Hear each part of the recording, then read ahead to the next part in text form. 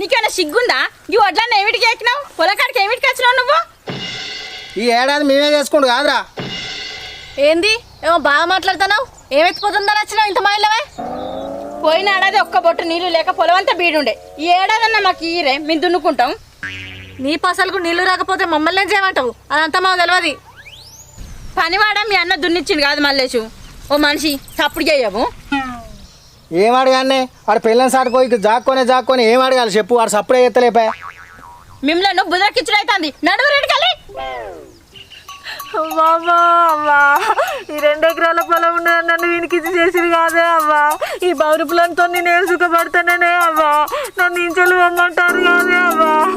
అవ్వా ఇది ఏటో దిక్కు తెలియదాకా మేము ఇక్కడ చెల్లి పోనేమో.